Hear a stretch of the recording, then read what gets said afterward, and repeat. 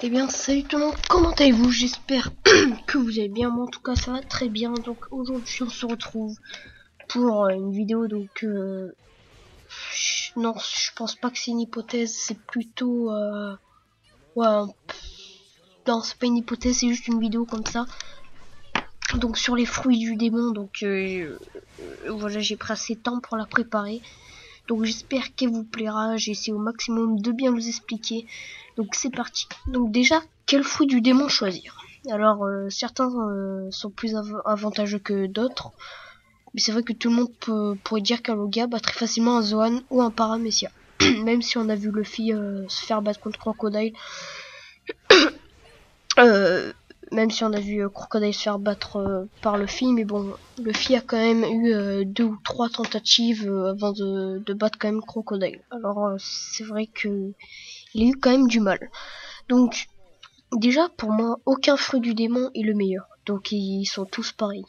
Car imaginez-vous, je sais pas moi, un mec avec un Logia hyper puissant, mais qui ne sait pas bien utiliser son fruit. Donc, et vous mettez en face de ce gars quelqu'un qui a un fruit des bulles par exemple, mais qui sait extrêmement bien manier son fruit.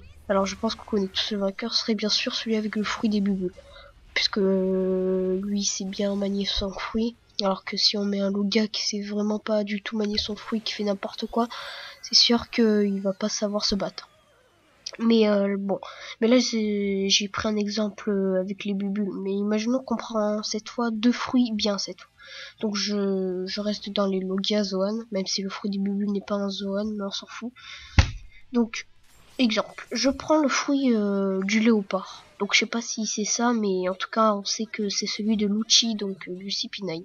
Et je prends le fruit de Ener, donc le fruit de la foudre, qui est un Logia.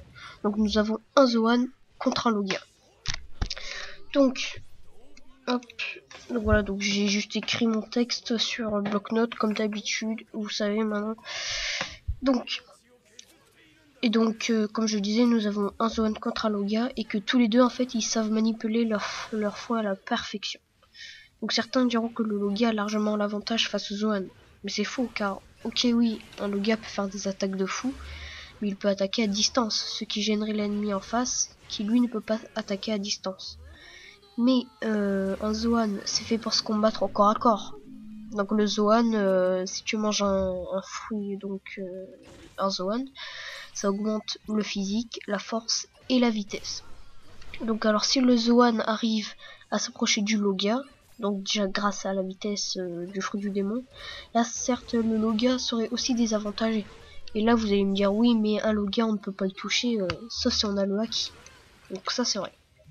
Mais ben imaginons que ce Zoan a le haki plus son fruit du démon, ce qui augmente la vitesse, la force et le physique. Donc déjà qu'un haki ça augmente sa puissance, alors si en plus de cela le mec mange un fruit du démon de type Zoan, alors le mec avec le Zoan il ferait pas le poids, sauf si le Logia lui aussi aurait le haki.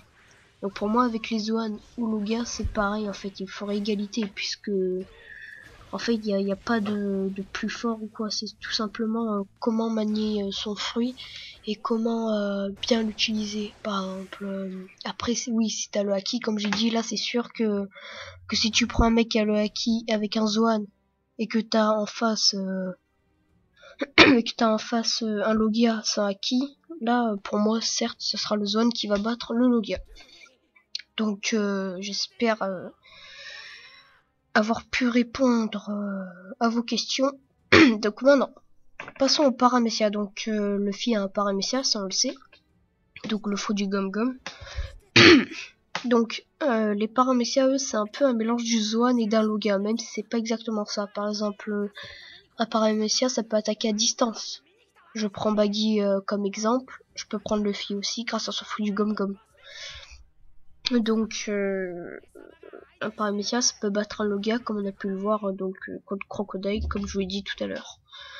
Donc ou encore un Zoan Luffy vs Lucci, on a vu qui était le vainqueur. Donc un Paramecia ça peut battre un Zoan comme un Logia. Donc puisque Luffy a battu Ener et Lucci. Donc voilà. Bon.